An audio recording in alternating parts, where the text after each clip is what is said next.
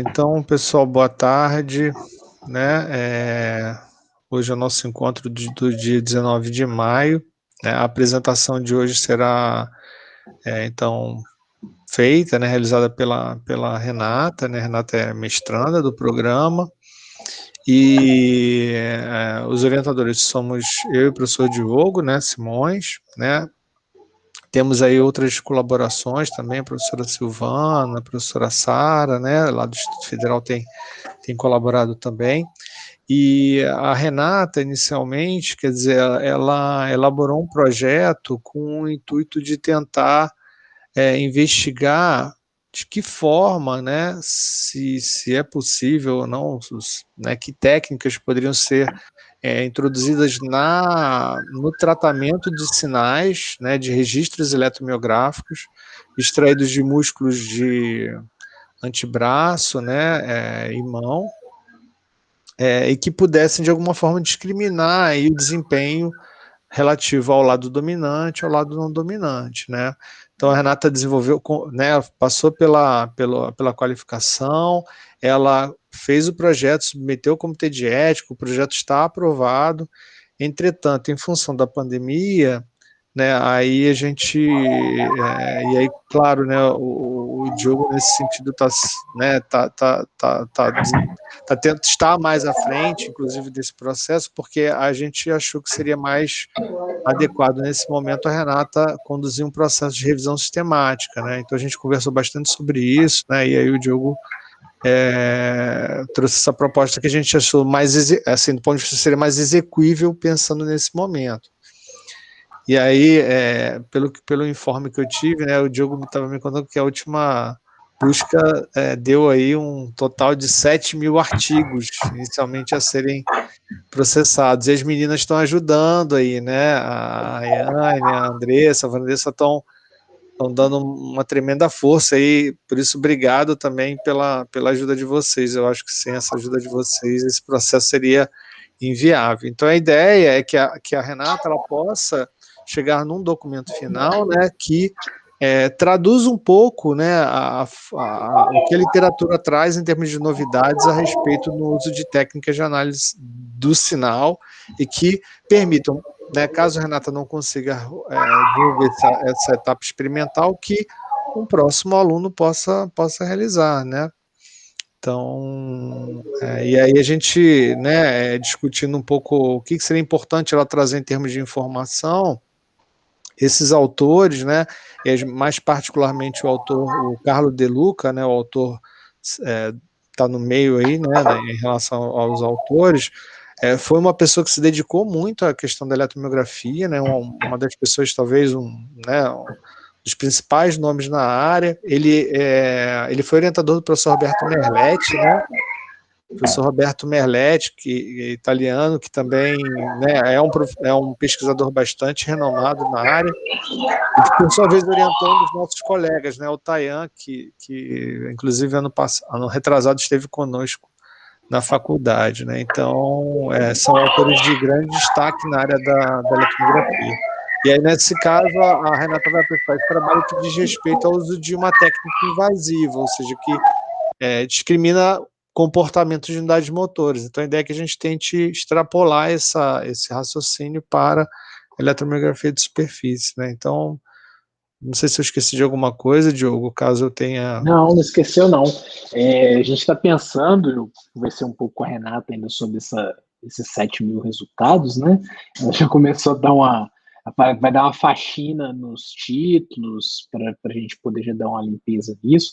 Eu confesso que a minha vontade era tentar enxugar as palavras, para a gente diminuir isso um pouco, para ver se a gente não fica com tanto dispersão do nosso foco, mas ao mesmo tempo tem algumas dificuldades que quando a gente exclui, a gente acaba tirando algumas questões muito particulares de alguns artigos que podem ser úteis, né? Então, enfim, eu ainda não consegui pensar numa solução para isso. Mas, de qualquer forma, a Renata ficou de já dar uma limpeza, né, Renata, para a gente organizar isso aí, e depois dessa limpeza nós vamos contar com o nosso time de novo, para a gente poder conseguir extrair os dados dos artigos, apesar de que eu acredito que não ficarão muitos, apesar de que eu acho que a gente não vai ter tanta coisa assim, não, né? Bom, acho que é isso. Acho que não tem mais nada para colocar, não. Renata, fica à vontade se você quiser falar alguma coisa. E mete o seu áudio está desligado.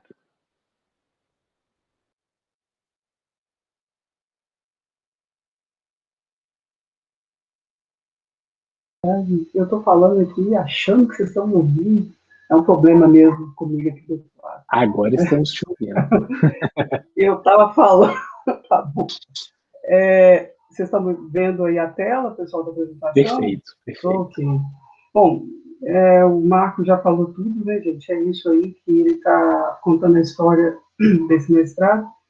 O Diogo já também falou dessa questão dos 7.000 artigos, e estamos caminhando aí, né, tentando enxugar o máximo possível desses 7.000 artigos. Então, em relação a esse contexto, a gente escolheu um clássico para trazer aqui para falar um pouquinho de vocês, para tentar trabalhar, melhorar esses conceitos e entender um pouco melhor isso. Esse artigo, então, como o Marco já falou, de De Luca, Alexander, ele é de 1998, um artigo antigo, e fala justamente da dominância da mão e a relação do comportamento das taxas de disparo, né, em relação às unidades noturnas. Ele usa esse termo dominância, né, em alguns momentos ele usa preferência, em alguns momentos ele usa dominância, então ele alterna essas palavras, dá até uma confusão depois que a gente começa a trabalhar mais com esses termos.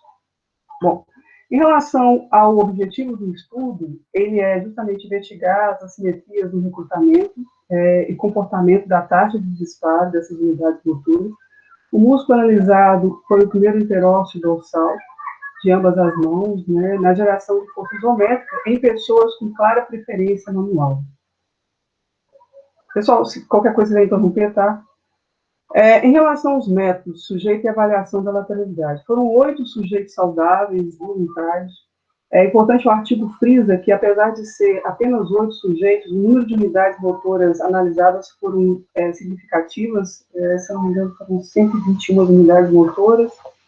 A idade foi entre 21 e 39 anos, e o questionário aplicado todo o Oldfield, em relação a esse questionário de lateralidade, mostrou-se 3 indivíduos com preferência para o lado direito, 4 para o lado esquerdo, e um indivíduo sem preferência de lado. Bom, em relação ao experimento, uma breve análise aqui, eles falaram que os indivíduos ficavam sentados, confortavelmente com os antebraços apoiados em uma superfície plana, a mão presa em dispositivos de restrição, fixando o polegar em um ângulo de 90 graus em relação ao indicador. E aí fazia-se a força de abdução isométrica do primeiro interósseo dorsal. Havia um transdutor de força de alta rigidez, né, contra a articulação interfalangeana do indicador. Havia uma trajetória alvo e um monitor de PC. E os potenciais das unidades motoras foram registrados com um quadrifilar eletrodo de agulha inserido no vento.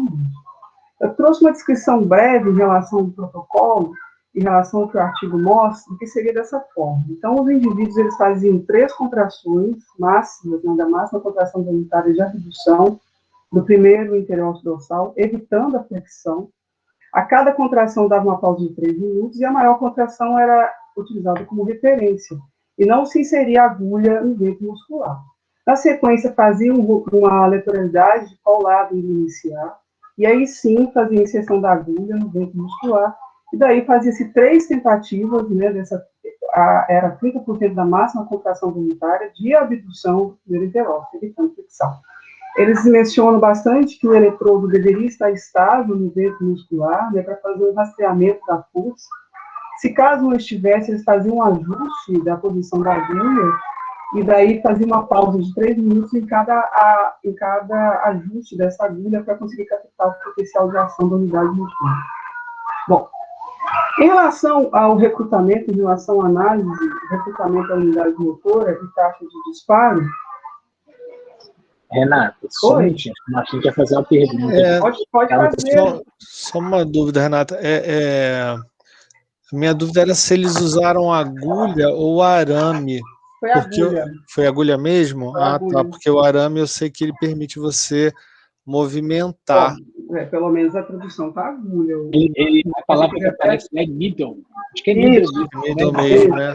Ah, tá. É que eu não lembrava se ele tinha feito com agulha ou arame, porque normalmente, como o arame é muito fininho, ele é da grossura de um fio de cabelo, então você consegue fazer a inserção. Você faz a inserção com a agulha, remove a agulha, né?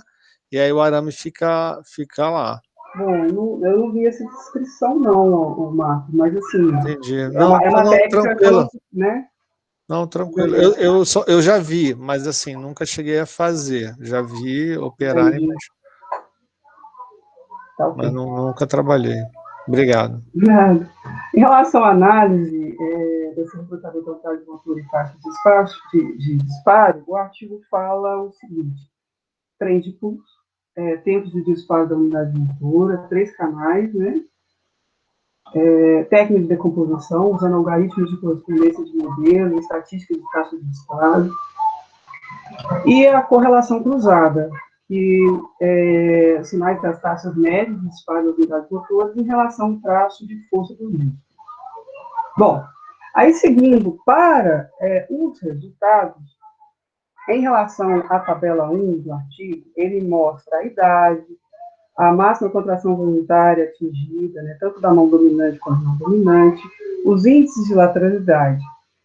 Em relação a isso, eles indicam que não houve diferença significativa da máxima contração voluntária do primeiro interósseo dorsal da mão dominante em relação à mão dominante, que diferenças entre mão dominante e dominante estão em 40%, mas não mostraram nenhuma tendência consistente em relação ao grau de lateralidade. Bom, em relação às taxas de disparo, a figura 1 mostra justamente essas forças, né, as taxas de disparo a partir desses músculos. E o que a gente percebe é que existe uma instabilidade maior da mão não dominante, então o traço de força, os sinais das médias de disparo desse músculo na mão não dominante, ela é mais instável do que na mão dominante, mostrando justamente uma dificuldade desse sujeito de atingir a trajetória alvo na mão não dominante. Em relação à distribuição dos limiares de recrutamento... Renato, só um segundinho, volta na figura lá, por gentileza. Não, assim, você está trazendo um dado que eu acho que é fundamental a gente entender, porque, por exemplo, né, você tem lá um nível de contração, né, mantido, sustentado em 30% da máxima, e fica evidente, né, que no sinal de força realmente parece que você tem uma variabilidade um pouco maior, né, se comparado à figura do lado dominante, né? Então, isso para a gente é importante, eu acho que é legal destacar, porque pode ser, eu não assim, eu fico imaginando, né? Porque você tem um sinal captado da unidade motora, então você, né, quer dizer, você consegue observar qual é a taxa com que essas unidades motoras estão disparando ali, você só está olhando para uma unidade motora. Se a gente for, no nosso caso, né, usar eletromiografia de superfície, que é o mais provável, talvez a gente não consiga, num primeiro momento, enxergar essas flutuações rápidas no sinal, que você está somando tudo, entendeu? Você está detectando na superfície. Diogo, Henrique, pessoa que trabalha com processamento, aí, por favor, né, me corrijam se eu falar uma bobagem. Mas o que eu fico imaginando, como enxergar essa variabilidade, né, no sinal que tem uma composição de alta frequência, né, de bem alta frequência, né, então o sinal que eu capturo no interior do músculo e o que eu capturo na superfície é bem diferente. Uhum. Então, por que eu estou falando tudo isso? Porque talvez, né, a gente conseguindo rodar o seu experimento, e mesmo que você não diretamente, mas digamos, a Rayane, a Andressa, né, venham a rodar o experimento, pode ser que o sinal de força revele aquilo, né, talvez seja um dado mais simples e que talvez revele essa informação que a gente está procurando. Fala, Diogo. Oi, desculpa. Tanto que o artigo mais para frente discute muito sobre essa questão da força, igual como você está falando, Marcos. Uhum. Inclusive, né, Marquinhos, dá para a gente ver na figura A que a curva de força também dá uma manifestação, ao menos visual, não sei se estatisticamente ela é diferente, mas ao menos visual dá para a gente poder perceber. Talvez com as técnicas que a gente tem, a gente não consiga ter essa mesma percepção que foi mostrada aqui, mas talvez a gente possa pensar em questões de sinergismo, aquilo que a gente já fez discutindo antes, né? Principalmente entre os músculos associados. Sim, sim. Pode seguir, Marco? Sim, não, é que eu tô olhando para a figura. É que minha tela eu não estou vendo vocês. Não, então... não, tranquilo. Não, é porque eu vi essa figura é a figura mais legal do trabalho. Não sei se o pessoal entendeu, o pessoal que não tem talvez. Desculpa. Aí pelo traço, né, pelo traçado aí da força, você vê a instabilidade, né? Assim, visualmente é bem afigurável, você vê bem. Só isso que o Marquinhos está falando da explicação da figura, o pessoal assim, não sei se teve clareza para todos, mas na coluna da esquerda você tem ali a frequência de disparo por segundo da unidade motora. Então aquilo ali vai estar representativo daquelas curvas tracejadas, né, que estão acima. E na coluna da direita você tem o percentual da força da contração voluntária máxima, que é mostrado pela primeira curva que está lá embaixo, cheia, né, em linha cheia, que começa do zero, sobe e depois retorna para o zero. Essa primeira curva, aponta ela para a gente aí, Renata, por favor, só para o pessoal identificar essa primeira curva que eu estou falando. Isso, na figura de baixo também, por favor. Essa primeira curva aí, ela indica a porcentagem de força voluntária máxima executada. Então, a informação referente a ela está na coluna da direita e a informação referente às outras curvas está na coluna da esquerda. Eu acho só para poder ficar mais ou menos claro aí para quem nunca visualizou um gráfico desse tipo. E aí a gente vê essa variação de frequência, né, bem importante, principalmente na taxa de disparo entre os membros dominante e não dominante. Fica bem evidente, né? As unidades motoras da mão dominante, elas estão disparando numa taxa, depois vão lá para cima, depois disparam em menor frequência, depois aumentam. E na mão dominante parece que elas mantêm uma certa estabilidade, né? Quer dizer, elas flutuam menos, né? Operam de uma forma mais organizada, talvez. Bacana. Não, eu fiquei viajando aqui, olhar para músculos. Não, eu fiquei pensando, por exemplo, a gente está olhando um músculo intrínseco da mão, né? Mas eu não sei se de repente o músculo extrínseco, músculos de controle né, mais proximal de ombro, como se dá esse controle, né? Essa relação. Mas beleza, Renato. Eu acho que o ponto mais importante aí é a diferença do método colocado para o método que a gente tem para poder utilizar. Né? De repente a gente consegue até pensar em perguntas bastante interessantes, como as que saíram na qualificação da Renata, voltadas mais para o sinergismo, para você ver um ponto pegando o cara que você está falando, Diogo, sabe o que eu fiquei imaginando? Vamos imaginar o protocolo da Fernanda. O protocolo da Fernanda envolve, né, você manipular objetos de pequeno tamanho, né, e colocando em bases pequenas.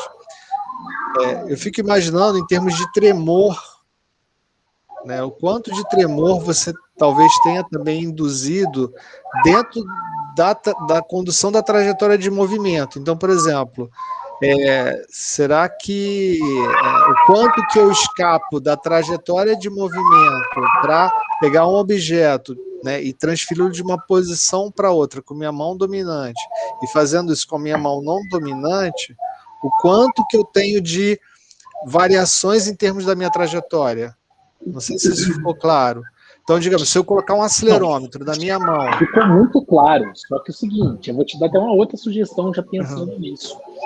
Usando, como a gente vai usar a mesma instrumentação do André, os sensores do Noraxo, eles podem medir essa aceleração para você, assim como vai ter a variabilidade da cinemática.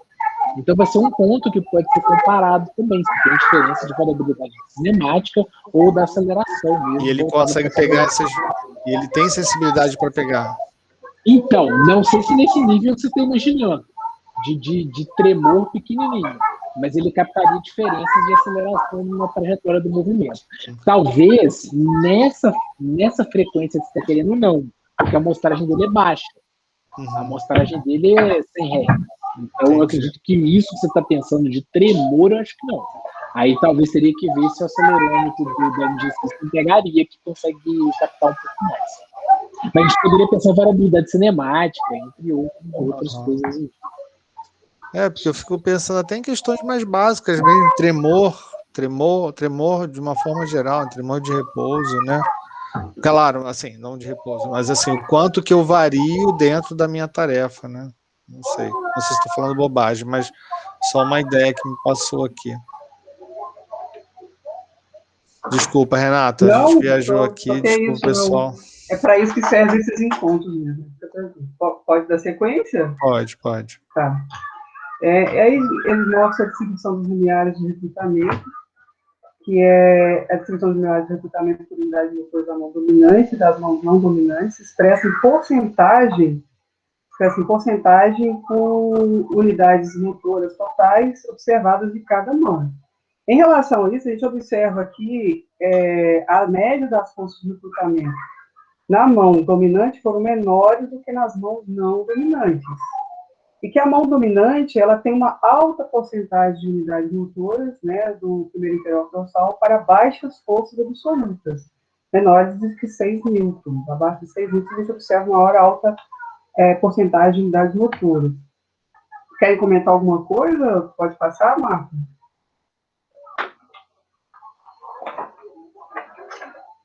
Não, é porque tem questões que, assim, como a gente vai estar trabalhando com que assim, eu acho que esse exercício, né, com a sua apresentação, é a gente pensar o que a gente pode tentar extrapolar a partir dessas informações numa medida que eu vou fazer na superfície, entendeu? Sim. Então, por exemplo...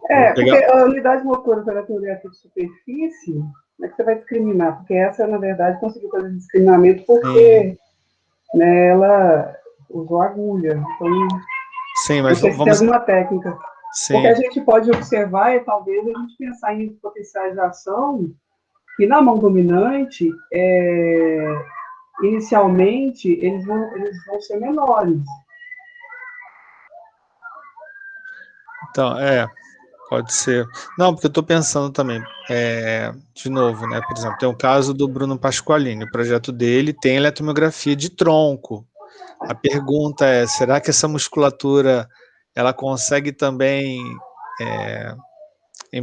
embora eu já tenha visto um trabalho, estou até devendo esse trabalho ao Bruno, falando de dominância também relativa a controle de tronco, né? Que de repente a gente poderia ter algum tipo de manifestação que diferenciasse os lados também. Então, estou pensando assim, o que poderia ficar evidente no sinal e que, claro, a gente está falando de um músculo intrínseco da mão, que carrega uma série de propriedades, a gente tem uma representação cortical, tanto no córtex somatosensorial como motor, muito diferente. Então, os níveis de controle são completamente diferentes. Mas, de qualquer forma, né, como extrapolar essas evidências para um eletromiograma que está, né, sendo colhido na superfície, que está pegando somas de potenciais de ação, enfim, então... Mas, e aí a gente pensa, né, em termos de somação, probabilidade de soma de potenciais, né, como a cara do sinal poderia ficar em relação a isso, um sinal na superfície, né? Não sei, Henrique, pessoal que tem uma experiência aí com... Eu tô divagando aqui, tô viajando com esses resultados, então... Com o MG de superfície, também não consigo imaginar algo que a gente possa... Enfim, mas meu conhecimento é limitado nisso, Marquinhos. A gente pode tentar, talvez até botar a Silvana no jogo depois, trocar uma ideia. Isso aí pra gente fica muito claro quando a medida é invasiva, né? Quando você começa a pensar em superposição de pulsos, aí já complica tudo. A pessoa ficar do ruído também, né? Eu acho que essa de agulha diminui um pouco o ruído, não é isso, Diogo? Diminui o ruído, mas o mais importante é que aqui nesse caso você não tem a detecção de pulsos superpostos. Sim. Imagina que no outro lá você está detectando um volume. E naquele volume você está detectando várias unidades disparando simultaneamente. Correto, Marquinhos? Você que é o meu mestre da MG aí.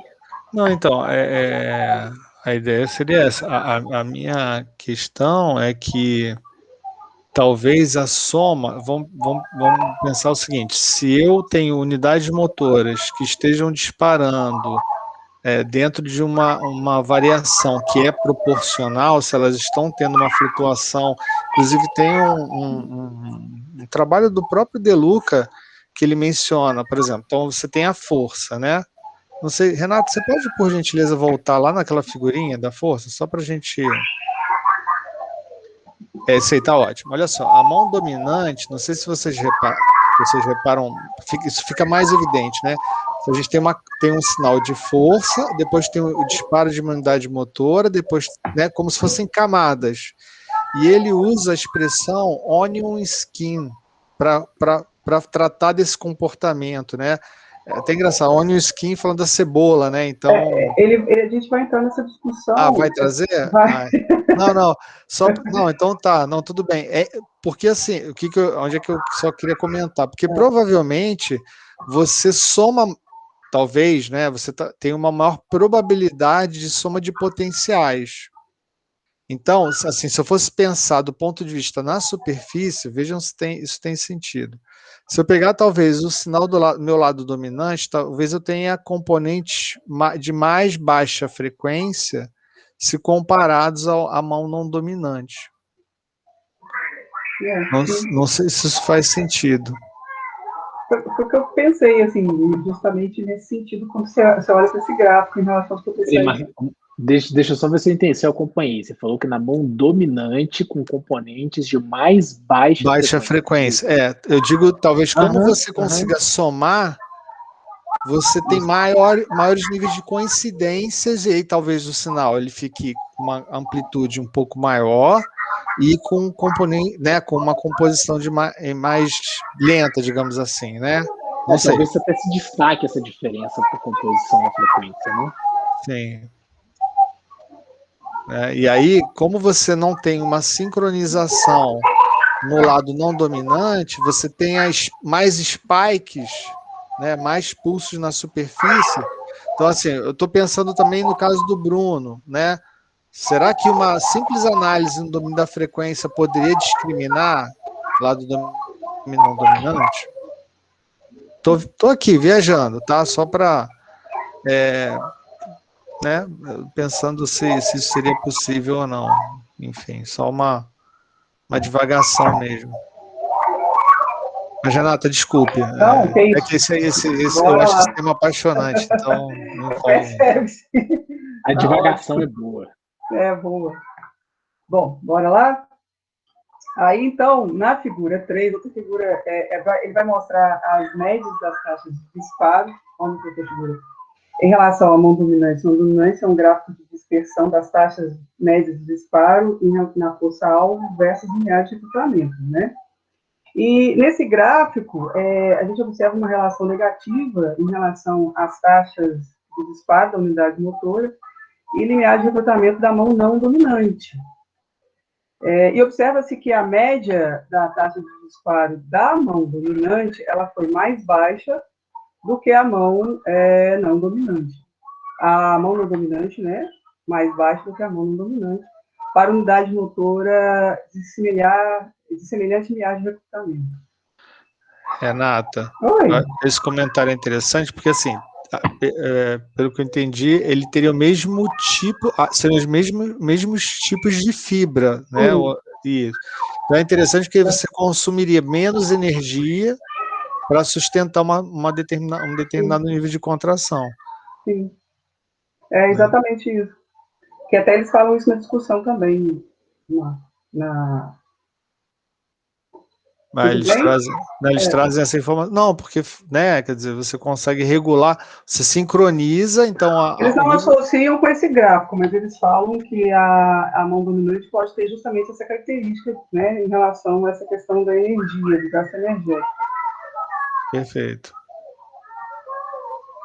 Pode seguir? Aí, depois, em relação às taxas de disparo inicial, o que a gente observa é que o gráfico de dispersão, a mão dominante foi significativamente menor em relação a essas taxas de disparo inicial em relação à mão não dominante. em relação à mesma unidade motora, né, acionada.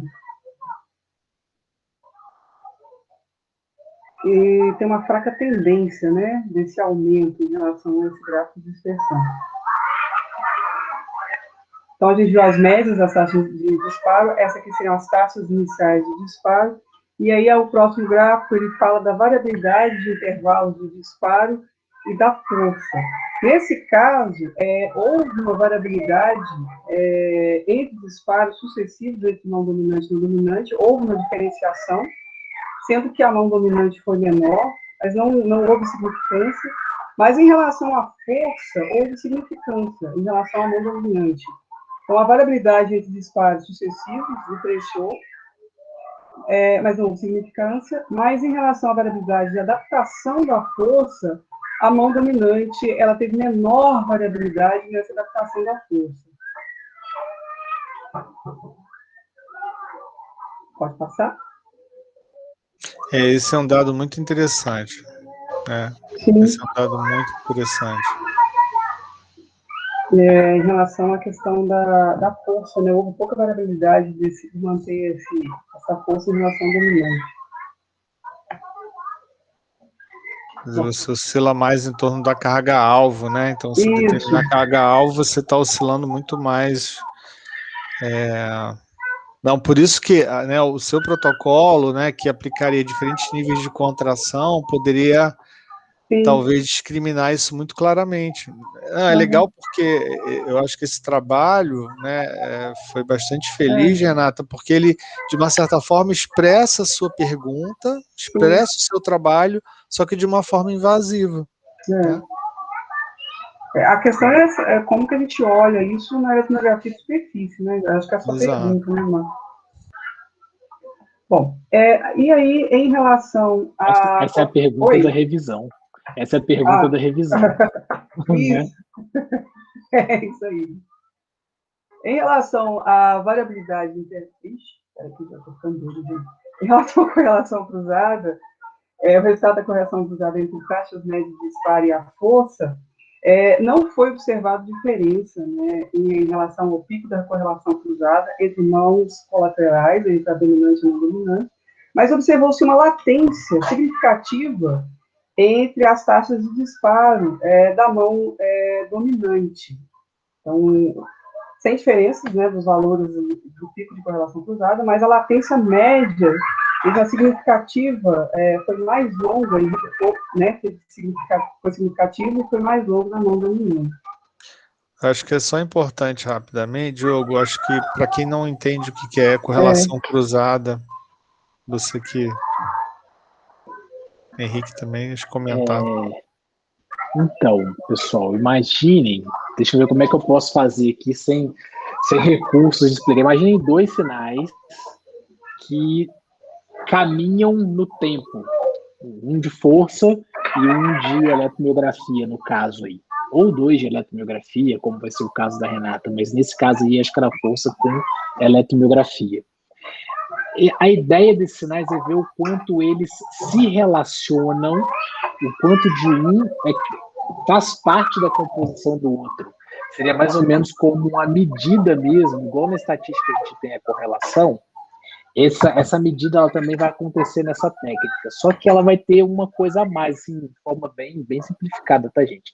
Além dessa medida de relação, que é o que vocês estão vendo ali do valor de pico, está em torno de 0,6, 0,4, que ela vai de 0 até 1, essa relação, a gente vai ter também o atraso entre um sinal e outro, que no caso da Renata é uma das coisas que a gente está querendo utilizar para pensar em sinergismo, para ver se há atraso entre esses sinais na resposta de dominância.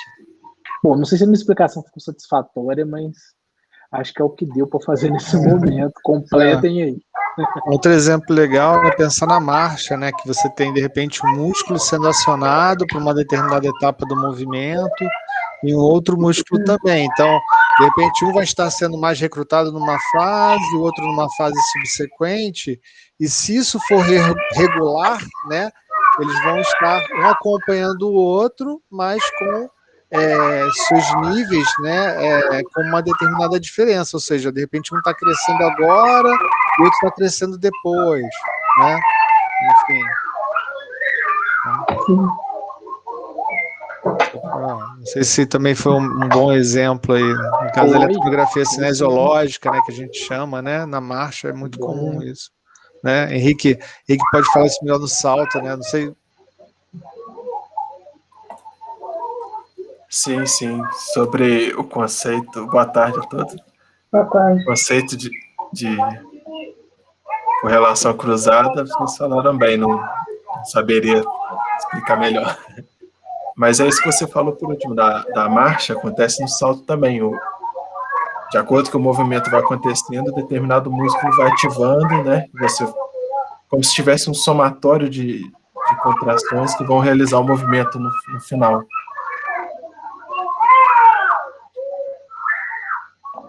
Beleza. Obrigado, Henrique.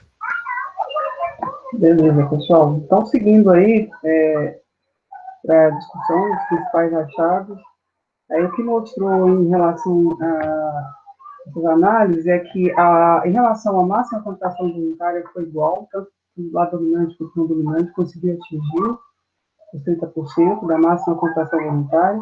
Em relação à variabilidade da força, como já mostrou, o lado dominante foi menor do que o não dominante. Em relação aos parâmetros da unidade motora, os limiares de recrutamento da mão dominante foi menor, as médias das taxas de disparos, as taxas iniciais de disparo foram menores no dominante, e a variabilidade do disparo foi menor no dominante, mas a latência em relação às taxas de disparo e a força foi maior, né, o efeito de latência das taxas de disparo foi maior no dominante. Assim, é importante falar que eles falam lá que eles conseguiram abranger bastante unidade motora, acho que eu já falei isso, apesar do N, que foi 8, porque eles conseguiram atingir um número adequado de unidades motoras, e que eles pegaram várias profundidades dos músculos para abranger diferentes unidades motoras. Bom, e aí, pode seguir, Marco, Diogo? Claro. Pode? E daí, outra coisa que eles falam é em relação à mão preferencial e o limiar de recrutamento e as taxas de disparo. E aí eles falam justamente que observou, apesar das taxas iniciais serem baixas na mão dominante, você observou altas médias de taxas de disparo, na figura 3, e baixos limiares de recrutamento, aquilo que a gente discutiu na figura 2, desse músculo, né, do primeiro interócito da mão direita, na mão dominante. Também falaram do limiar de recrutamento da mão dominante, foi 20,7% mais baixo que na mão não dominante, e que a alta porcentagem de unidades motoras na mão dominante é afetada com baixo limiar. Isso tudo, essa discussão que eles fazem em relação ao limiar de recrutamento, eles justamente falam aquilo que você estava falando, Marco, que é o trabalho do De Luca, e que mostra esse fenômeno, que é um one-skin fenômeno, que, na verdade, a cada momento no tempo, né, quando você estimula o músculo, as unidades motoras recrutadas iniciais são com baixos limiares de recrutamento, com altas taxas de disparo, para depois você recrutar as unidades motoras com alto limiar de recrutamento. Isso faz parte do aprendizado motor, né, o aprendizado motor e que alto limiar de unidades motoras estão relacionadas à curta duração e com alta amplitude de força, que eu acho que é o que você estava falando naquela hora, né, Marco?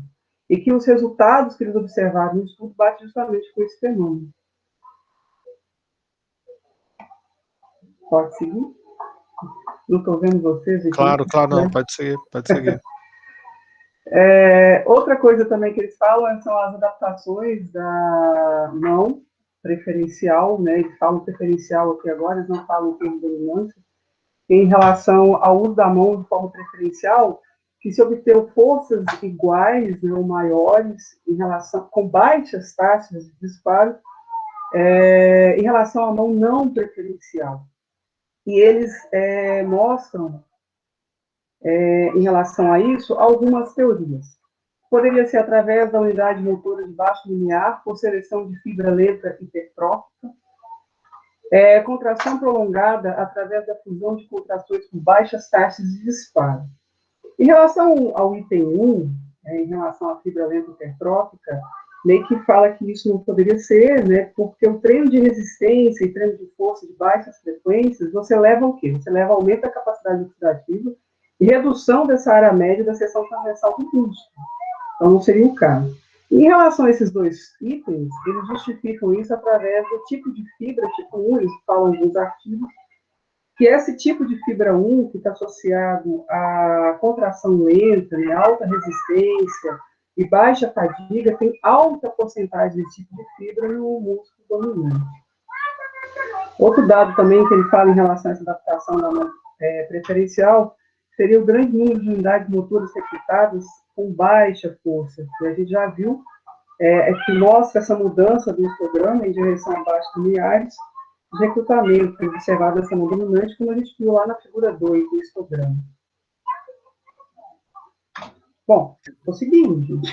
Não, só um parênteses rápido, Renata.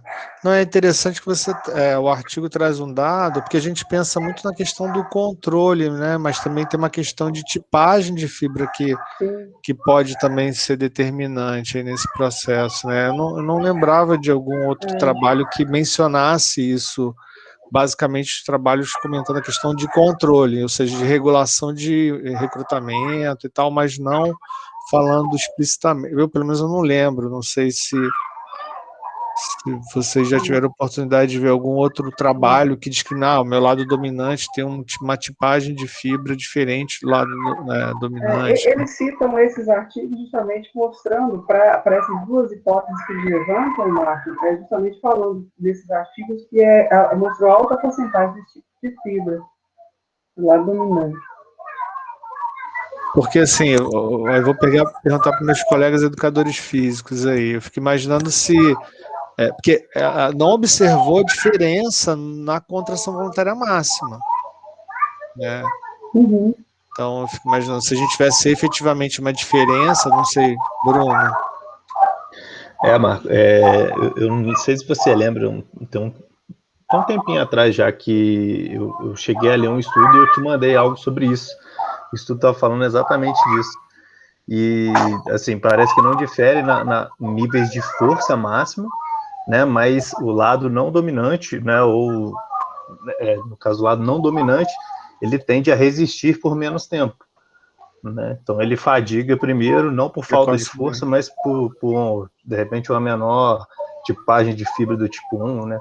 Uma menor atividade mitocondrial, e por conta disso, ele entra em acidez metabólica mais rápido.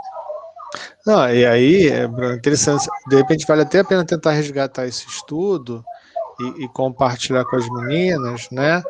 Porque eu fico imaginando assim, de repente, numa tarefa que envolva, por exemplo, potência, de repente você tem, talvez, para o lado dominante, alguma coisa do tipo muito abrupta, né?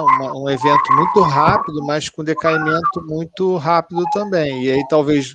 E no caso de uma contração, né, que exige a potência no lado dominante, se de repente você talvez não tenha algo, não sei se tão abrupto assim, e com uma taxa de queda, né? Aí estou pensando em outras tarefas, né, pensando em situações dinâmicas, assim, com eventos que você precise modular sua força muito rapidamente, né? Não sei, é interessante isso. Eu lembro da gente chegar a comentar alguma coisa, Bruno, mas eu não lembro do artigo propriamente dito. Se a gente puder depois tentar resgatar isso, eu acho que pode ajudar a definir, inclusive, as ferramentas de análise, né? Eu vou ter que dar uma procurada aqui também, porque eu não tô lembrando qual foi, não. Mas eu lembro que eu te mandei assim que eu vi. A gente dá uma olhada no WhatsApp, deve estar no WhatsApp. Eu já tinha visto isso antes, quando eu estudava mais a parte de fisiologia, mas assim, acabou que com o passar do tempo eu esqueci completamente e eu revi isso num desses estudos, né? E aí eu achei interessante fazer essa ligação. Legal, vou até dar uma olhada agora. Mas obrigado, Bruno. Bom, seguindo, posso seguir, Marco? Pode, Renato. Pode? Pode. Tá bom. E em relação à mão preferencial na regulação da força, eles falaram, né, a figura 6b mostra justamente essa pouca variabilidade da adaptação da força em relação à mão dominante. E aí eles trazem algumas ideias, né, e eles falam justamente a ausência de habilidade na mão não dominante, não preferencial, para executar algumas tarefas, E falam em relação ao treino, e citam um artigo falando desse treino de força, né, você fazer o treinamento em relação a essa habilidade, para essa força de 30%, né, da massa contração voluntária, desse músculo, em idosos por 4 semanas. E observou uma alteração da distribuição, não observou a alteração da distribuição do baixo limiar de unidades motoras. E que isso, na verdade, foi uma adaptação neuronal e não da plasticidade do músculo. Eles citam isso por causa do tempo curto de 4 semanas e justamente porque não houve alteração da distribuição do limiar, do baixo limiar da unidade motora. Além disso, também, eles falam dessa questão da diferenciação da força em relação à lateralidade para esse músculo fibulointerósseo dorsal, em relação aos efeitos do dia a dia. Que no dia a dia, as habilidades e atividades manuais que você utiliza, né, que nós utilizamos no dia a dia, elas não usam forças muito intensas. Geralmente as forças são baixas. Né? Para você ver uma diferenciação maior, você deveria usar forças de contrações, forças mais intensas, né, tipo contrações máximas, que não é de uso usual no nosso dia a dia. E as altas forças, elas vão trazer altos limiares da unidade motora, que isso pode ser um parâmetro para observar essa diferenciação. Bom, pessoal, vou seguir. Se ninguém quiser falar nada... Pergunta para a Vitória. Vitória também que tem se debruçado sobre questões relacionadas à lateralidade, né, Vitória? Você lembra de algum aspecto correlato aí, alguma questão de tipagem de fibra? Marco, eu não lembro de ter lido nada sobre isso, não. Eu posso até dar uma olhada com relação a tipos de fibras, com relação à lateralidade, mas eu nunca, no artigo, nunca vi nada a respeito. Obrigado, Vitória. Mas é interessante saber se... Pode falar. Não, eu tô pensando também enquanto eu falo. Porque eu não sei se talvez teria alguma correlação. Eu não consigo ver como que essa correlação se estabeleceria, mas é uma ideia interessante para olhar. Porque eu fico pensando até que ponto, né, diferenças na tipagem poderiam efetivamente reverberar no meu controle, e até mais, né, quer dizer, não sei até que ponto, porque eu fico imaginando assim, para grupos musculares, né, eu digo assim, será que os músculos flexores de cotovelo, né, poderiam sofrer maior influência na questão da lateralidade do que o músculo intrínseco da mão? Exatamente pelo fato de você não estar necessariamente realizando esforços de grande magnitude, não sei. Pensando assim, num curso temporal, vou treinar, né? O músculo proximal, ele pode ter mudanças mais evidentes na tipagem de fibra do que músculos distais? Tem alguma coisa assim, Bruno? É muito interessante. Não sei, Vitória. Por isso que eu estou assim, né, bastante curioso com relação a essa questão da tipagem, porque ela também ajudaria a explicar um pouco a forma como você regula a contração. Marco, né? eu acho que eu achei o artigo aqui, eu acho que é esse, que é do De Luca mesmo, e o título seria Benefícios Biomecânicos do esquema de controle das unidades motoras na OneSkin, né, que seria a casca de cebola.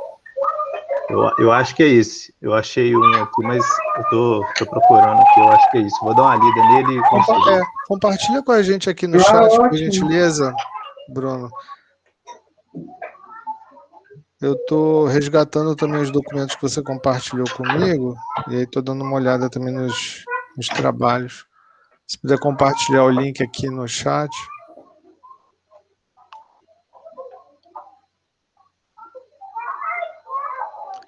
Aí, Diogo, acho que como você está gravando, acho que se você abrir o chat, deve aparecer o link, eu não sei se...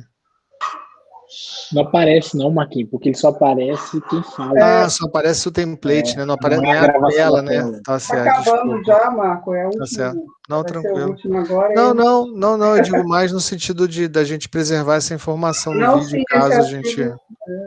Tá certo. Bom, aí ele finaliza, dentro resultados que a gente encontrou dentro dessa discussão, justamente o modelo descrito por De Luca, que é o modelo de Kuba, para falar dessas diferenças das estratégias de controle da unidade motora entre músculos contralaterais.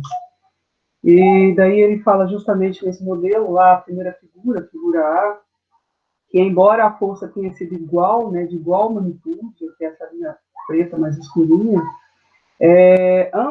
para ambas as mão direita, né, mão dominante e não dominante, desculpa, atingiu essa força, se observa taxas de disparo e limiar de recrutamentos mais baixas na mão dominante, em relação à mão não dominante, que é esse traço pontilhado. Em relação ao modelo de Kuba, é bem interessante que ele faz justamente meio que os achados que ele achou no protocolo dele, justamente mostram esse modelo de Kuba dele. Ele fala aqui que a torneirinha seria justamente esse comando comum, né, o common drive, essa net de comando que manda para as unidades motoras. A altura da Kuba, que seria o linear excitatório dessas unidades motoras, então quanto mais alto, maior limiar excitatório para essa unidade motora, quanto mais baixo a água, você vai ativar unidades motoras com baixo limiar excitatório.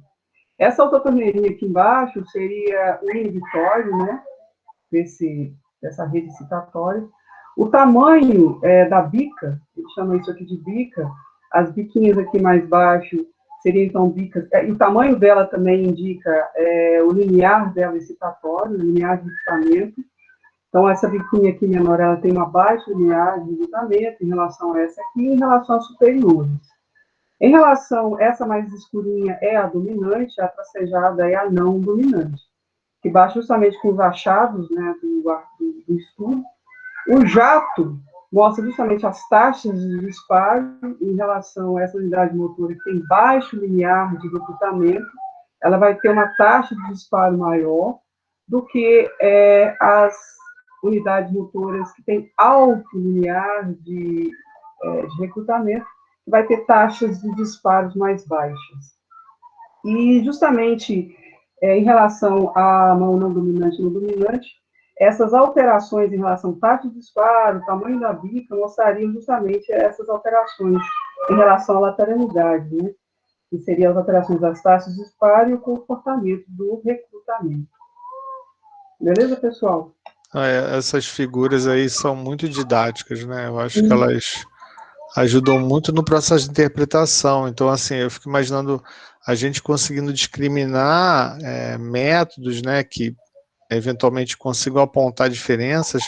Essa é uma excelente ideia, né, para se adotar na hora de tentar, talvez, explicar o que a gente pode estar enxergando, né, na superfície. Eu acho que ajuda bastante, né? É muito didática essa imagem, essas duas imagens, né? Sim, mostra justamente os achados. E é isso, pessoal. Obrigada. Não, Se muito quiser que legal. eu volte alguma figura, vocês podem me falar. Não, acho que Agora eu quero ver vocês. ele, eu acho, Renata, assim, ele é um excelente ponto de partida para a gente pensar e refletir o que a gente pode estar eventualmente enxergando na superfície, né? Mesmo ele sendo eletromiografia invasiva, né? Mas assim, o fato dele observar diferenças. Agora, seria muito interessante se a gente tivesse artigos numa linha parecida mostrando músculos extrínsecos, né, um pouco daquilo que eu estava comentando em relação à questão de trajetória, né? Então, será que, né, o Bruno tinha comentado aquele artigo em relação ao lado não dominante, que a articulação proximal, ela vai ter um papel importante, e aí, nesse caso, se a gente pensa em toda a cadeia, né, da articulação, por exemplo, do ombro até a mão, né, aspectos que vão ser observados por alguns de vocês aí, será que a gente reconhece diferentes padrões, por exemplo, na musculatura proximal, na musculatura mais intermediária, na musculatura distal? Quer dizer, a gente quer enxergar lateralidade, vou olhar mais para a mão, vou olhar mais, vou ter que olhar isso de forma mais combinada, próximo, né, pegando músculos proximais, músculos distais, enfim, eu digo assim, no sentido de claro, resolver o quebra-cabeça a gente não vai conseguir, mas pelo menos descobrir algumas conexões aí, algumas relações aí que possam ser fundamentais, até para que a gente, lá na frente, consiga até entender. Bom, a gente vai ter uma determinada pergunta experimental. O que é mais importante a gente enxergar? O exemplo do trabalho do Bruno. O Bruno vai estar trabalhando com banco de dados, mas ele tem um banco de dados de tronco. E se a gente tivesse cintura escapular e ombro, né? A Fernanda vai implementar uma tarefa de alcance e preensão na postura ereta. Digamos, será que vai ser mais interessante eu pegar alguma coisa de membro inferior nesse controle pendular do corpo, pegar músculos de membro superior, se fosse o caso, se a gente fosse fazer... Entenderam? Então, assim, o quanto que diferentes segmentos contribuem para diferentes tarefas, né? Mas, assim, raciocinando dentro dessa possível diferença entre o que seria um lado dominante e um lado não dominante. Não sei se ficou claro meu comentário. Acho que sim, Marquinhos. Acho que sim. Acho que são as várias perguntas que a gente vai ter para poder pensar para frente a partir desse ensaio, né? O Renato fica com raiva de mim, não desliguei esse microfone um pouquinho só por ruído, para eu escutar um pouquinho melhor o Marquinhos. É porque tem umas crianças brincando. Só corre as crianças aí que senão elas vão morrer. Não, mas é bem aqui debaixo da minha janela, não é nem meus filhos, eu sei, então. Mas aí na hora que você fala, não aparece. Mas na hora que você deixa de falar, só aparece elas. Nossa, aí, mas deu para ouvir a apresentação? Quando você falava, sim, dava. Nossa. Mas quando você interrompia, era só as crianças no fundo. Mas acontece, não tem problema não, tá? Só porque agora você já parou de apresentar, fica mais fácil para a gente poder... Foi mal aí, pessoal. É porque não são nem meus filhos, não. É porque tem um parquinho debaixo da minha janela aqui. Vai ter que socorrer eles lá. Mas esquenta a cabeça com isso não, é nada. Isso é tá coisa bom. toda. Mas, o Marquinhos, eu acho que assim... pensando dentro das limitações que a gente tem de instrumentação, são perguntas que dá para a gente poder jogar algumas hipóteses. Né? E é por aí. Eu ainda tenho esperança da gente conseguir fazer esse setup da Renata. Ainda tenho essa esperança. Nem Nossa, que seja... eu também tenho, Diogo. Depois de 7 mil artigos, eu tenho muitas esperanças. Não, mas aí é outra coisa.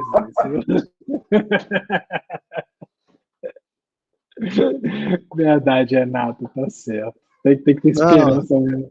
Eu digo mais, assim, eu acho que eu fico imaginando uma viagem minha. Ali eu acho que o que ele tem, por exemplo, a gente lá no experimento do André, né?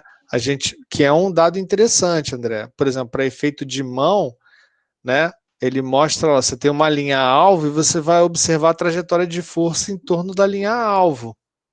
Então, de repente, vamos imaginar, né? Para depois eu fazer um comentário mais especificamente. Aquele cara que vai ter um ombro mais acometido, será que ele efetivamente, em termos de efeito de preensão, ele vai ter uma maior ou uma menor variabilidade, né? Então, talvez aquele sujeito que apresente uma perda de função mais importante, provavelmente pode ser que ele oscile mais. Mas aí, que eu dei esse parênteses para falar do André também, mas pensando, por exemplo, em protocolos de rampa, né, que você tem que variar a força em níveis diferentes, né? Então, para uma retomada, para você alcançar um nível maior, não somente, né, pensando, então, de que forma você transita em diferentes níveis de contração.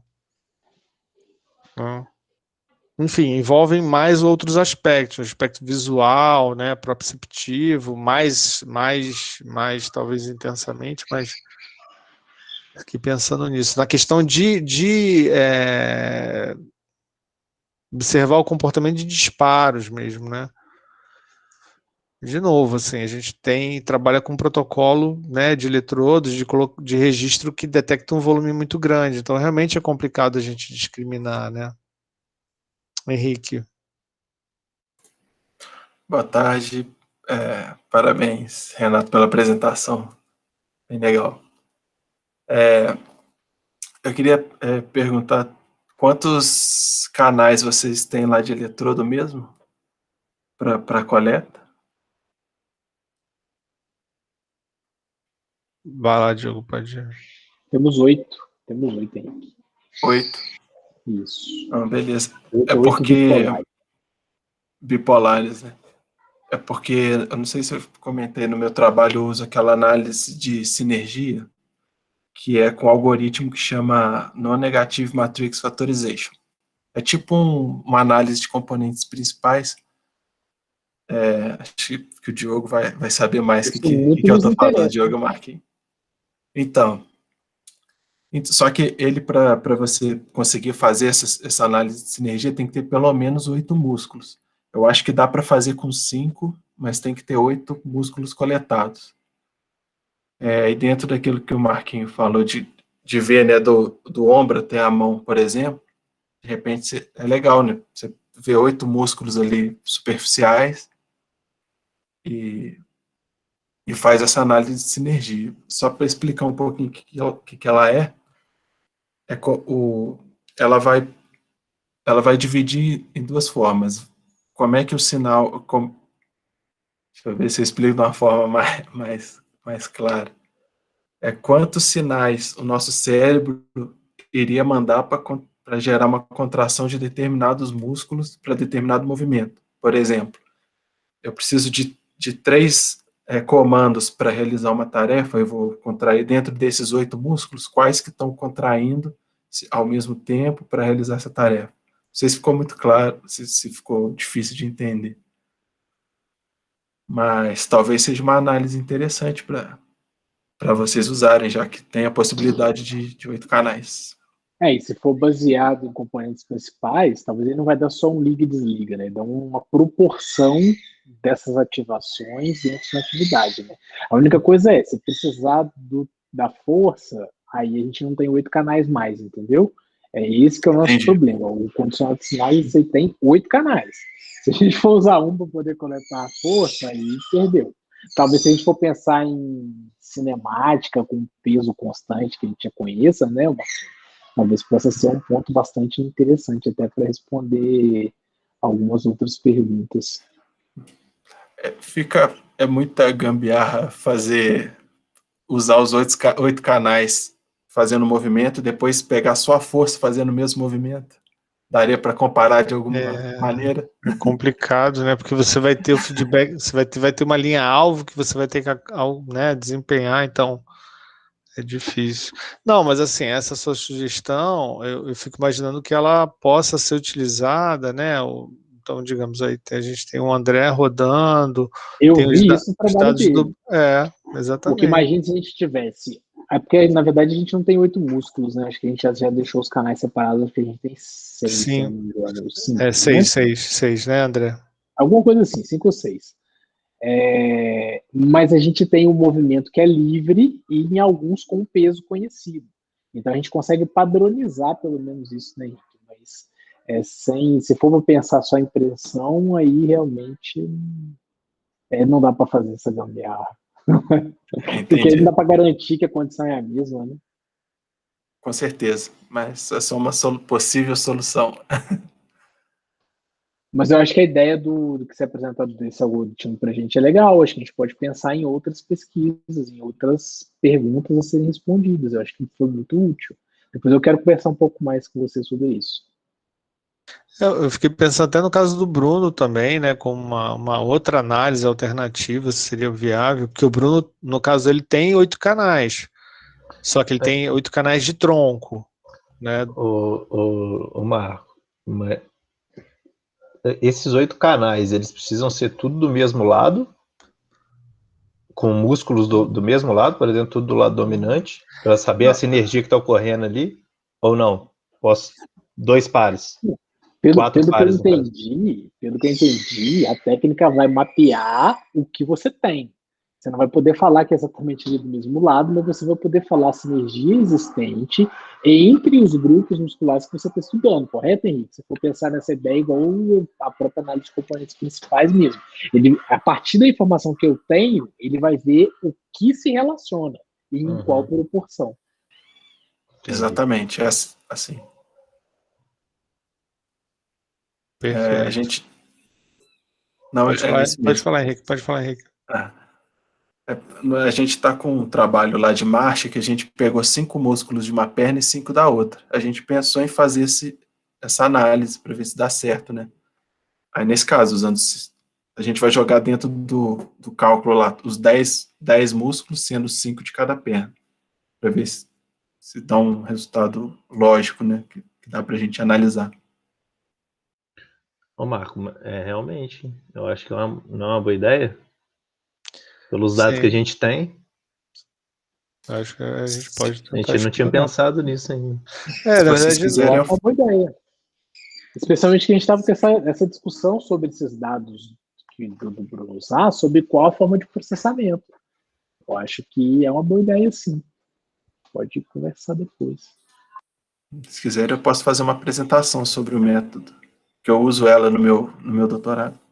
Perfeito, Henrique. Acho que a gente vai ser, acho que de grande aprendizado, assim. Eu acho. Só ouvi falar, eu nunca trabalhei. Recruta ele aí, Fernanda. Recruta ele aí. Eu acho válido, porque o Diogo falou para eu fazer uma revisão sobre sinergia aqui. E quando aparecem uns cálculos aqui, eu fico até doido. Para mim, sinergia era uma coisa. Hoje eu tô vendo que eu falo assim, meu Deus do céu, meu conceito de sinergia era completamente diferente. Ô, Bruno, a gente fica doido, né? Eu passei por essa fase também. Não, eu falei assim, pô, fazer um negócio de sinergia, que você aprende na sinergia, na faculdade, você fala assim, ah, poxa, é tranquilo. Quando eu comecei a ver, eu falei, meu Deus, o que o Diogo me arrumou? Ainda joga a culpa pra mim ainda, né? Que absurdo de falar.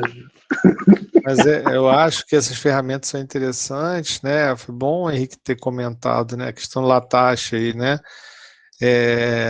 Que é físico, né? Então vem umas, né, sugestões, uns modelos mais complicados aí.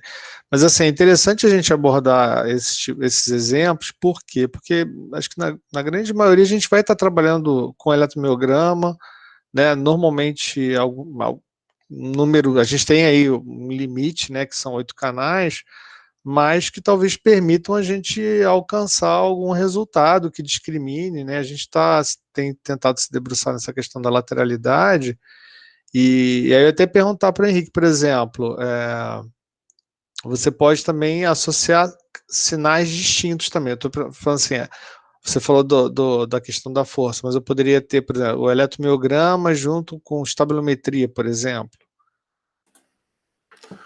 Eu acredito que sim, porque a gente está tentando fazer a mesma análise para cinemática, para os dados de ângulo. Entendi. Eu não sei dizer se dá certo, mas é uma possibilidade. Entendi.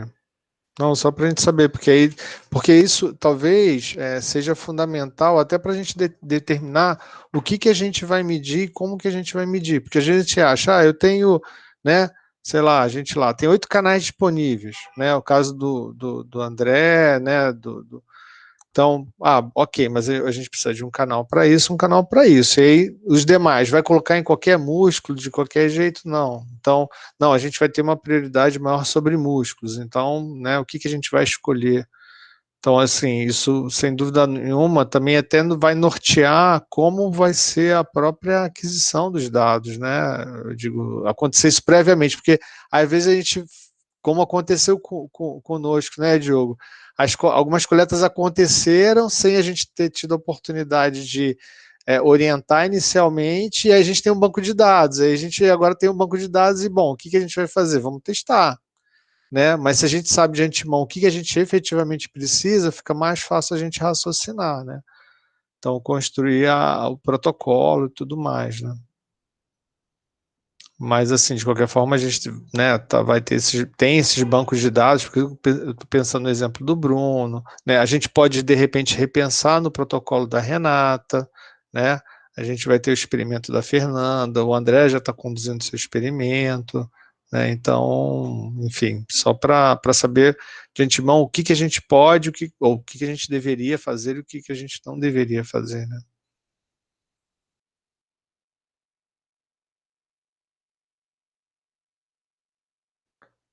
Algum comentário, mas eu acho que vale a pena a gente agendar, Henrique. Aí, Fernanda, depois ver direitinho com o Henrique, né, para pensar numa data aí, né, de apresentação também. De repente, agora concluindo, né, os mestrandos, né, a gente pode estar numa data aí que seja um pouco mais tranquila também para o Henrique, para ele poder falar dessas técnicas.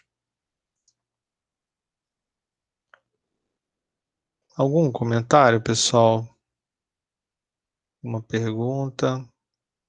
Acho que foi bastante didático, Renata, assim, a apresentação ficou muito boa, assim, deu para compreender bem o problema e eu acho que ajudou muito a elucidar uma série de questões aí relacionadas a esse tema. Foi bem legal mesmo, a escolha foi muito boa. Que bom, obrigada. É difícil, né, às vezes, porque, como o Bruno está falando, às vezes é muita conta. A gente vai pegando o jeito. Não, e de repente para um próximo, eu acho que pegar um artigo na mesma linha pode ajudar. Então, pegar de repente algum trabalho mais recente, que siga mais ou menos um mesmo modelo, né? Ou adote uma técnica parecida, enfim, acho que pode ser interessante. Né? A gente tem aí o multicanal, né? Que cresceu bastante, tem muita gente usando técnicas de multicanal, ou seja, na superfície, então isso pode.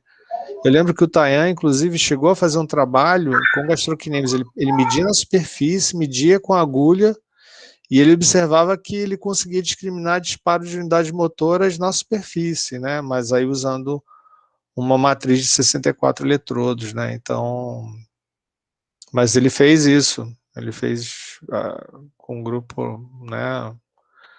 Fez vários estudos com essa né, aplicação das duas técnicas para ver se havia a capacidade de discriminar disparos de unidades motoras. Então, pode ser que tenha alguma coisa mais recente na literatura usando esse tipo de abordagem, né, que é diferente.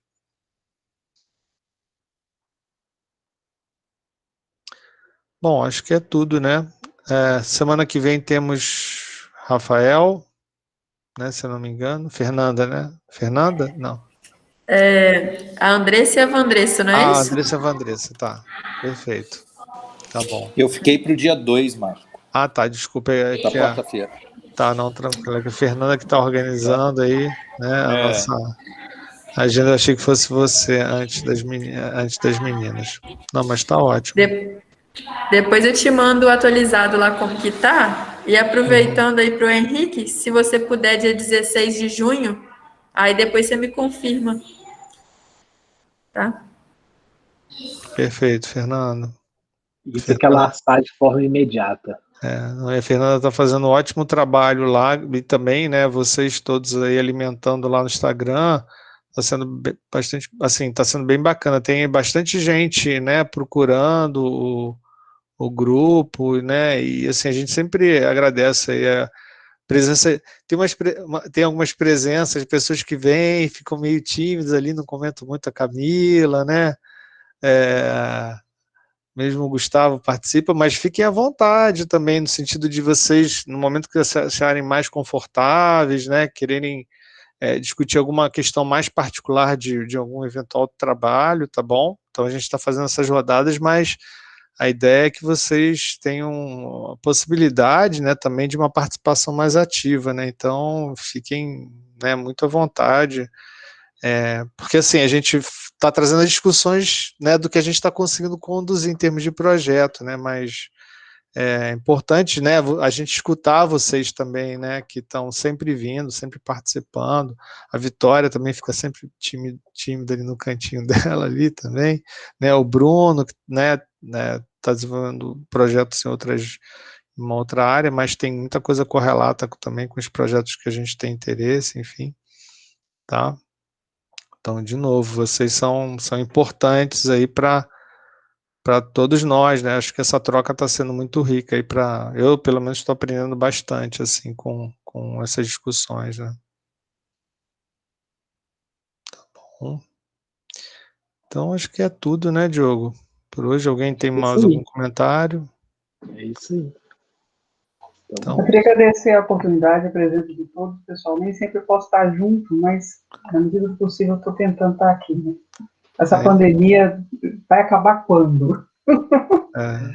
Né, o ponto de só, né, fazer um parênteses, Renata trabalha no hospital universitário, então está bastante envolvida com as questões da Covid, né, então por isso ela nem sempre pode estar presente conosco. E fora o detalhe dos filhos, né, Marco? É. Aula online. Esses só não sei o que dá mais trabalho. É verdade. E agora tem os vizinhos do parquinho também. E os vizinhos do parquinho. Eu tinha que ter fechado a janela, Júlio. Fechei a janela. Relaxa, Renato. É muito bom escutar barulho de criança. É muito bom escutar barulho de criança brincando. Um ano, tadinho, sem brincar, eles têm que gritar mesmo, né, Renato? Nossa, mas eu acho que quando eles saem ali, eu acho que igual o Diogo falou, alguém tem que socorrer, porque eles escapolam. Um ano sem poder brincar, imagina, tem que brincar mesmo, tem que gritar muito. Tia Renata gritar muito aí na sua janela. Nossa, é isso mesmo. Mas tá bom, pessoal, obrigado, é muito bom mesmo.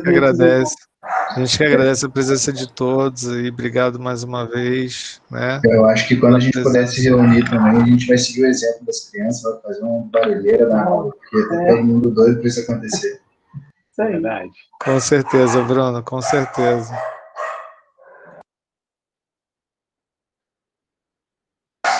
Então, gente, desculpem o barulho. Então, gente, obrigado aí mais uma vez. Um grande abraço a todos. Aí, uma ótima semana. Tá? E a gente se vê na próxima semana, então, com a apresentação da Vandressa e da Andressa. Tá bom, gente? Obrigado mais uma vez. Uma ótima semana para todos. Tchau, tchau. Tchau, tchau. Tchau, tchau.